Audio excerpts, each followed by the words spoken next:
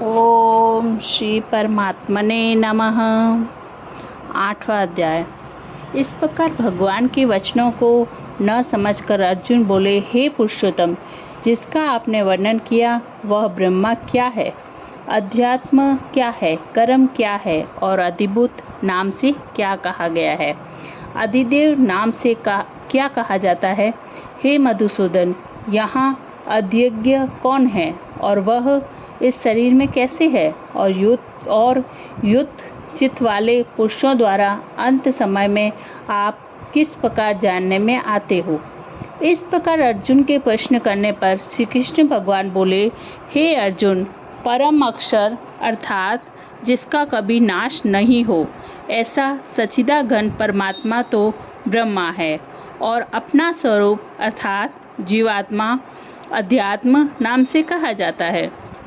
तथा भूतों के भाव को उत्पन्न करने वाला शास्त्र विहित यज्ञ, दान और होम आदि के निमित्त जो द्रव्यादियों का त्याग है वह कर्म नाम से कहा गया है। उत्पत्ति विनाश धर्म वाले सब पदार्थ अधिभूत हैं और हिरणमय पुरुष अधिदेव है। और हे देहधारियों में श्रेष्ठ अर्जुन, इस शरीर में वासुदेव ही विष्णु रूप से अध्यज्ञ है और जो पुरुष अंत काल में मेरे को ही सिमरन करता हुआ शरीर को त्याग कर जाता है वह मेरे साक्षात स्वरूप को प्राप्त होता है। इसमें कुछ भी संशय नहीं है, कारण कि हे कुंती पुत्र अर्जुन, यह मनुष्य अंत काल में जिस भी भाव को सिमरन करता हुआ शरीर को त्यागता है उसको ही प्राप्त होता है, परंतु सदा उस ही भाव को चिंतन करता हुआ, क्योंकि सदा जिस भाव का चिंतन करता है अंत काल में भी प्राय उसी का सिमरन होता है। इसलिए हे अर्जुन, तू सब समय में निरंतर मेरा सिमरन कर और युद्ध भी कर। इस प्रकार मेरे में अर्पण किए हुए मन बुद्धि से युक्त हुआ निसंदेह मेरे को ही प्राप्त होगा। हे पार्थ, यह नियम है कि परमेश्वर के ध्यान के अभ्यास स्वरूप योग से युक्त अन्य तरफ न जाने वाले चित्त से निरंतर चिंतन करता हुआ पुरुष परम प्रकाश रूप दिव्य पुरुष को अर्थात परमेश्वर को ही प्राप्त होता है। इससे जो पुरुष सर्वज्ञ अनादि सबके नियता सूक्ष्म से भी अति सूक्ष्म सबके धारण पोषण करने वाले अचिंत्य स्वरूप सूर्य के सदृश नित्य चेतन प्रकाश रूप अविद्या से अति परे शुद्ध सच्चिदाघन परमात्मा को सिमरन करता है, वह भक्ति युक्त पुरुष अंत काल में भी योग बल से भ्रकुटी के मध्य में प्राण को अच्छी प्रकार स्थापन करके फिर निश्चल मन से सिमरन करता हुआ उस दिव्य स्वरूप परम पुरुष परमात्मा को ही प्राप्त होता है। हे अर्जुन, वेद के जानने वाले विद्वान जिस सच्चिदाघन स्वरूप परम पद को ओंकार नाम से कहते हैं और आसक्ति रहित यत्नशील महात्मा जन जिसमें प्रवेश करते हैं तथा जिस परम पद को चाहने वाले ब्रह्मचार्य का आचरण करते हैं, उस परम पद को तेरे लिए संक्षेप से कहूँगा। हे अर्जुन, सब इंद्रियों के द्वारों को रोककर अर्थात इंद्रियों को विषयों से हटाकर तथा मन को हृदय में स्थिर करके और अपने प्राण को मस्तक में स्थापन करके योग धारणा में स्थित हुआ जो पुरुष ओम ऐसे इस एक अक्षर रूप ब्रह्मा को उच्चारण करता हुआ और उसके अर्थ स्वरूप मेरे को चिंतन करता हुआ शरीर को त्याग जाता है, वह पुरुष परम गति को प्राप्त होता है। हे अर्जुन, जो पुरुष मेरे में अनन्य चित्त से स्थित हुआ सदा ही निरंतर मेरे को सिमरन करता है, उस निरंतर मेरे में युक्त हुए योगी के लिए मैं सुलभ हूँ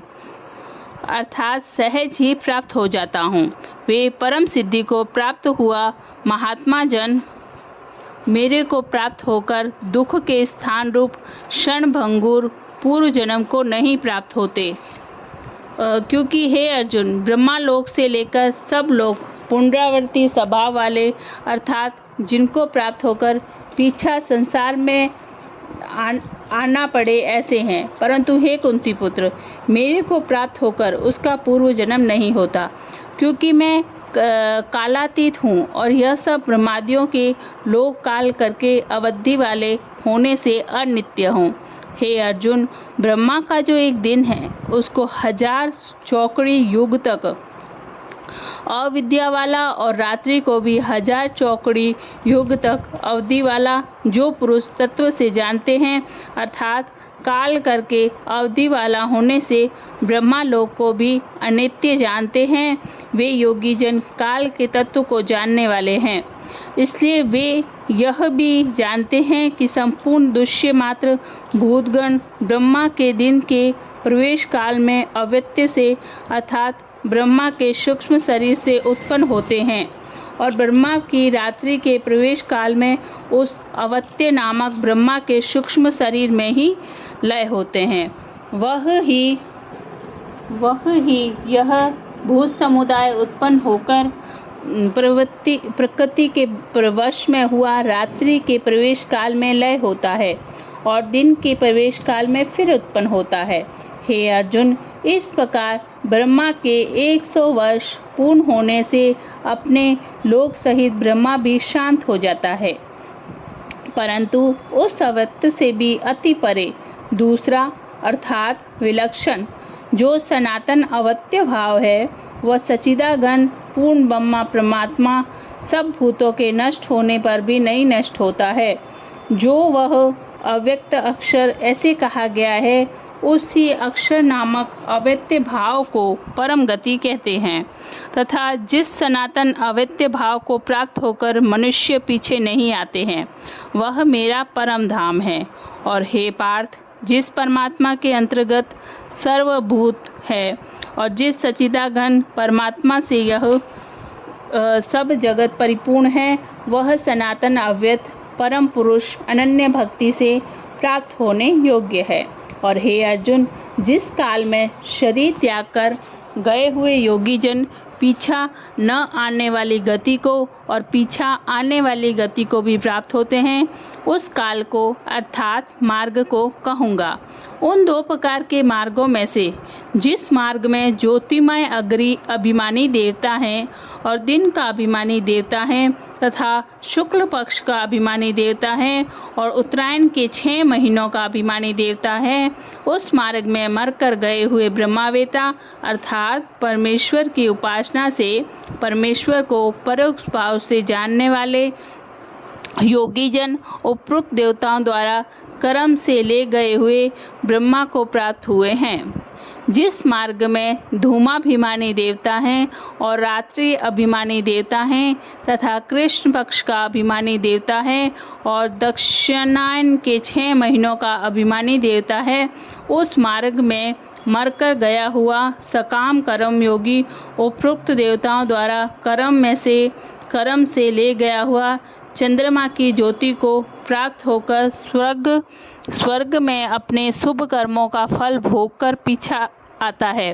क्योंकि जगत के यह 2 प्रकार के शुक्ल और कृष्ण अर्थात देवयान और पृथ्वीयान मार्ग सनातन माने गए हैं।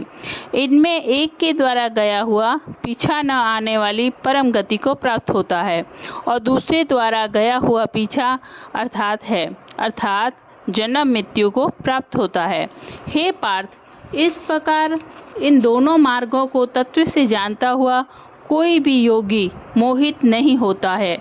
अर्थात फिर वह निष्काम भाव से ही साधन करता है, कामनाओं में नहीं फंसता। इस कारण हे अर्जुन, तू सब काल में समत्व बुद्धि रूप योग से युक्त हो, अर्थात निरंतर मेरी प्राप्ति के लिए साधन करने वाला हो। क्योंकि योगी पुरुष इस रहस्य को तत्व से जानकर वेदों के पढ़ने में तथा यज्ञ तप और दानादि के करने में जो पुण्य फल कहा है, उस सबको निसंदेह उल्लंघन कर जाता है और सनातन परम पद को प्राप्त होता है। जय श्री कृष्णा दोस्तों, आज हमने 8वें अध्याय का समापन किया है। कल हम नौवां अध्याय प्रारंभ करेंगे।